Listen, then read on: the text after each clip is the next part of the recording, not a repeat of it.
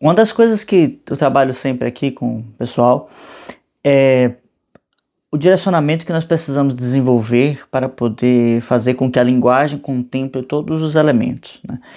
Porque quando a gente fala de linguagem no sentido gramatical da coisa, né, se fala muito das funções da linguagem e se fala, por exemplo, das funções que uma palavra vai exercer dentro de uma oração, né? Qual a sua função, né, dentro de um contexto, né, em que vai ter aí as suas categorias, né, onde a gente vai chamar de morfologia, né? Então, claro, e morfologia é sintaxe, né? Porque a morfologia trabalha as palavras isoladamente, a sintaxe dentro de um contexto, né? Até aí, tudo funciona bem, opera bem através do mecanismo da razão, né? E muitas das vezes a gente tem que tomar contato com uma relação com a linguagem que é muito esquemática. Então eu vou trabalhando alguns elementos que desenvolvem o que se mostram, se projetam para a construção de um sentido, né, racional, de um sentido de construção de um sentido, de um sentido onde vai se construir um discurso, tá? Então, esse discurso podendo se alongar ou ser mais breve, mas há também a questão que às vezes a gente chama de conotativa no estudo tradicional da gramática, né? Onde se vai se utilizar de certas figuras de linguagem, de certos elementos que não são uma comunicação direta, né? Vamos colocar assim, porque vai se tratar ou vai se fazer referência a coisas que são usuais e são aspectos que desenvolvemos a partir de uma gíria ou de um dialeto próprio, né? Vamos dizer assim, de cada localidade. Então, para cada lugar, para cada situação, para cada região, por exemplo, do Brasil, nós temos um contexto de vocabulários muito específicos, né? Às vezes as mesmas palavras são usadas de forma diferente em cada local que nós encontramos, e palavras novas são feitas também, né? É muito curioso essas particularidades de cada região. Mas isso entra num ramo, num aspecto subjetivo da linguagem, ou seja, sei lá, eu pego um elemento que tenha vários nomes, né? Esses dias estavam falando de salsicha, né? Eu vi alguém falando sobre isso, né? Que salsicha, acho que no sul chama de vina. Coisa, eu nunca tinha escutado isso. Não sei se é no sul, também não. Porque eu pensei agora aqui, era Florianópolis, enfim, o Curitiba, agora eu realmente não vou lembrar. Mas o fato é que essa palavra eu nunca vi em nenhum lugar, né? Se ela existe, eu realmente não conheço. Ou se é alguma coisa própria da região, porque vem de alguma herança específica, realmente eu não faço a menor ideia. Então, houve existe essa palavra, né, esse vocábulo que não se apresenta em outros lugares, pelo menos eu nunca vi. E quando isso vai gerando essa subjetividade, né? Porque desculpe, eu puxei uma coisa, trouxe para outra. Hoje a cabeça não tá funcionando muito bem. Mas vamos lá. Isso gera uma particularidade de cada lugar, né? Mas também há a questão da subjetividade, quando você tem elementos que têm um significado, mas para a região específica tem uma outra região, uma outra significância, né? Então, por exemplo, aqui na Bahia se fala quando algo é difícil, barril dobrado, né? Sabe-se lá, não sei exatamente na Bahia, mas com certeza em Salvador isso é uma gíria consolidada. Então, se você coloca qualquer lugar, barril é um barril, né? Qualquer lugar do Brasil, um barril é um barril que guarda alguma coisa, né? Que ele é feito para ser um container de líquidos, né? Uma espécie de depósito, né? Um vaso que vai conter um líquido. E quando, aqui quando fala barril, quer dizer que algo é difícil. E barril dobrado vai ser algo que é duplamente difícil, complicado, né? Enquanto para outros lugares, se você fala barril dobrado, a pessoa talvez pense em 2 barris, algo assim nesse sentido. Aí desse ponto que se gera uma certa subjetividade da linguagem, onde cada palavra para cada região, para cada pessoa, vai ter uma, uma significância diferente, uma forma de ser, de ser recebida que é diferente e específica de cada localidade. E isso a gente coloca pensando no aspecto das palavras, né? Mais especificamente. Mas aí eu entro finalmente no tema que eu quero trazer, justamente quando nós desenvolvemos a linguagem de maneira a abarcar esses 2 sentidos, tanto o aspecto racional do discurso que está claro, quanto do aspecto objetivo que está ali psicologicamente influenciado pelas nossas experiências pregressas, né, pela região que nós vivemos, pelo local do qual nós estamos falando, e busca integrar isso, né? Aí sim você consegue transpor esses elementos e ascender alguns degraus, né? Então, o que eu quero dizer com tudo isso é que a linguagem ela é uma ponte que conecta a razão e a emoção, principalmente conecta com o nosso mundo interior e desenvolve em nós uma subjetividade que ela é rica em sua capacidade de dar ao sujeito certa profundidade, porque ele consegue interpretar certos elementos, né, ou não interpretar exatamente, mas ele observa as coisas com mais significado, né? Então, hoje quando nós falamos de linguagem, a gente fala muito de um aparato intelectual que domina ou que abre, né, elementos da consciência do sujeito e que principalmente desenvolve nele uma imaginação mais forte, né? A gente tem muito essa ideia e justamente associada aos livros de romance. Isso é claro, é certo, ele é necessário, ele é verdadeiro, mas eu vejo pouco as pessoas colocando o aspecto emocional da coisa, né?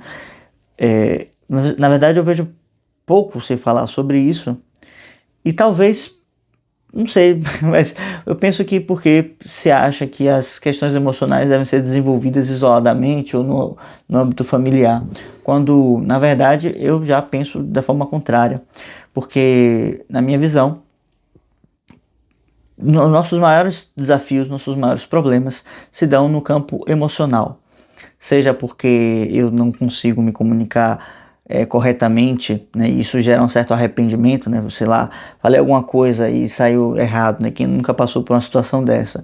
E aí me atrapalhei nas palavras, aqui mesmo eu sempre me atrapalho em alguma coisa, né? E sai com aquela sensação de ridículo. Isso tudo natural, acontece com todo mundo, né? Ou muitas vezes eu queria expressar um sentimento, mas eu não possuo as palavras adequadas para trazer esse sentimento à tona, né? Eu não possuo as imagens, o repertório imaginativo para que esse sentimento possa ser consolidado, fazendo com que ele se torne apenas um elemento constitutivo da minha personalidade né? Ficou grande essa frase. E a partir disso, né? Apenas como elemento constitutivo da minha personalidade, ele nunca vem a tomar forma no mundo exterior, tá? Então, algo que eu venho já pensando e refletindo sobre isso há bastante tempo, porque para mim sempre foi um grande desafio, e quanto mais eu fui me desenvolvendo nesse aspecto, eu fui percebendo que é um desafio para todo mundo, né? Porque ainda que a pessoa seja bastante, posso dizer, desenrolada, né? Para ter uma palavra aqui, nesse sentido, e consiga se adaptar bem a qualquer ambiente, ela ainda assim ela faz isso com, vamos dizer, com referentes de baixa qualidade, vamos dizer assim. Ainda que ela consiga se virar nas situações sociais, o seu nível, aquilo que ela busca, aquilo que ela atinge, será sempre pouco, sempre baixo, né? Pensando no horizonte da consciência humana. Então, assim, mas isso principalmente porque ela não possui as chaves emocionais do seu próprio coração. E com isso eu quero dizer o seguinte: Compreender os sentimentos que nos cercam é compreender também por quais razões agimos e por que gostamos daquilo que gostamos, né? Não que a gente vá ter uma resposta objetiva para todas essas coisas, mas saber que eu tenho uma tendência para ir para uma direção ou para realizar um certo trabalho ou buscar uma certa condição faz parte do processo de se conhecer. E conhecer-se é fundamental dentro do mundo da filosofia. Conhecer-se é fundamental dentro do mundo da criação. Conhecer-se é fundamental para qualquer ser humano, na verdade. Aquele que não se conhece acaba por ser criado por outro, né? De forma que ele não toma posse dos seus sonhos, ele não toma posse daquilo que ele deseja, daquilo que ele ama, então ele vai acabar amando outras coisas, tomando a posse de sonhos de outras pessoas, tá? Então, quando esse processo de conhecer-se, ele permite que o sujeito alcance essa liberdade, né? E passa principalmente pelo processo da linguagem, que vai dar um ferramental capaz de poder não só fazer com que nos expressemos no mundo, mas que compreendamos melhor aquilo que se passa nos nossos pensamentos e nas nossas emoções, em outras palavras, nosso mundo interior. Sendo que, né, esse mundo interior, pensando nessa névoa de pensamentos e nessa névoa de emoções, ele acaba sendo como uma primeira camada, né? Nosso mundo interior, ele tem diversas camadas e o nosso interesse é acessar, obviamente, aquelas que são mais profundas, né? Onde não nos movemos pelos esquemas que são conhecidos ou porque temos justificativas muito claras para as coisas, mas sim nos movemos por um sentido inato do que é o bem, tá?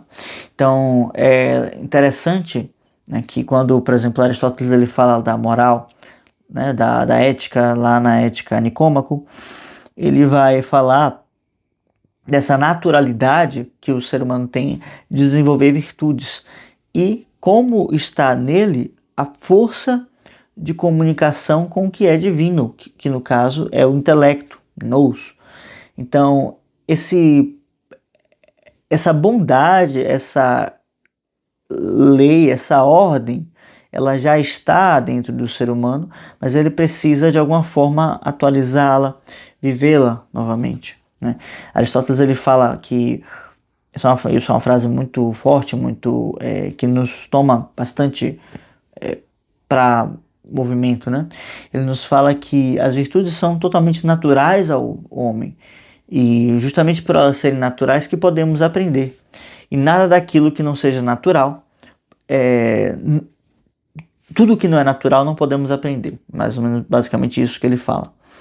E aqui nos dá essa ponta. É uma frase podemos tomar de duas formas, né? Tanto aquela ponta de esperança que nos dá ao vislumbrar a virtude que nós podemos adquirir, tanto para os vícios que podemos também adquirir, né? Uma vez que vamos perceber, os vícios também fazem parte da natureza do homem, né? Justamente por fazer parte da natureza do homem, devemos aprender a restaurar aquilo que lhe é mais original, né? Então, o de São Vítor que fala, né, que o bem, que é a virtude, deve ser exercitado e o mal, que é o vício, deve ser controlado, né, apaziguado.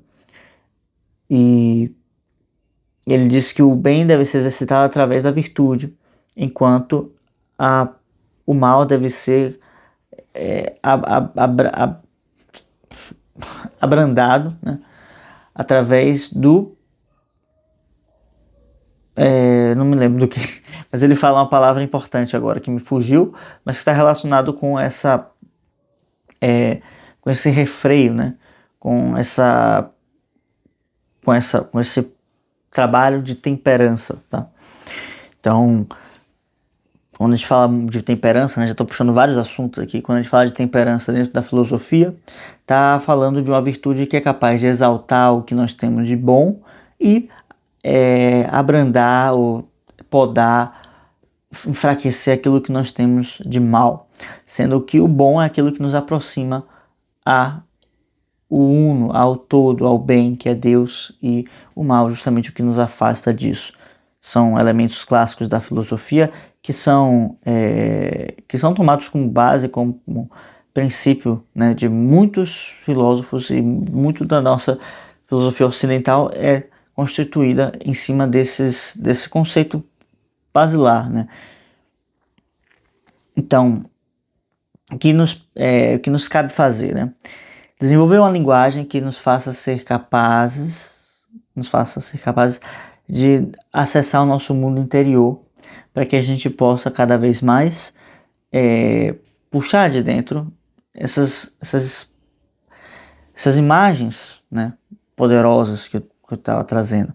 Essa força do bem, essa força que nos torna mais unificados, né? E com isso vem também os sentimentos elevados, né? Que nos colocam dentro de uma capacidade de juntar, unificar certas coisas, né? Porque os verdadeiros sentimentos, aqueles que são mais autênticos no ser humano, são aqueles que lhe dão um senso de unidade, né? Unificam e que também, ao mesmo tempo, o elevam, né? Tornam mais exaltados. Potencialize aquilo que ele tem de mais forte, de melhor, né?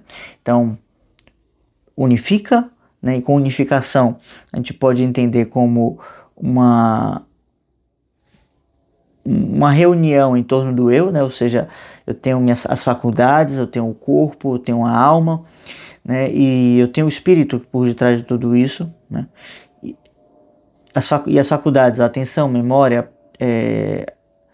imaginação, vontade, inteligência, né? Essas 5 faculdades devem estar voltadas para o eu, assim como o corpo também deve estar voltado para o eu. Isso aqui é um sentido de unidade, né? Ou seja, todas as coisas vão trabalhar em prol de desenvolver esse senso do eu, que é a própria identidade. E a elevação se dá no fortalecimento daquilo que nós temos de melhor, naquilo que nós carregamos enquanto o bem. E a linguagem realiza isso, nos possibilita a realizar isso, porque nos dá primeiro palavras, que toda palavra é uma chave, né? Uma vez que, se eu digo, para pegar aqui, ó, se eu digo réplica, né, estátua, eu tenho como um referente, no caso aqui, o Apolo, né? Então, aqui tem um piano, né? Então o piano já vem aqui, é piano digital, mas é um piano. Então, cada palavra nos conecta com um referente. Eu vou fazer um vídeo só sobre isso depois. Cada palavra nos conecta com um referente da realidade, ou seja, com um exemplo, com um ser que existe no mundo real, seja esse ser imaginário ou um ser concreto, né? Imaginário, não, peraí. Um ser concreto ou um ser que seja imaginário no sentido de ficção, né? Um ser da ficção. Por exemplo, o Aquiles, né? Que a gente tem como estabelecido que é um ser fictício. Aquiles da Ilíada, etc, etc, né? Então eu falo Aquiles, eu puxo logo essa imagem do guerreiro invencível, daquele que, vamos dizer assim, dirigia, né?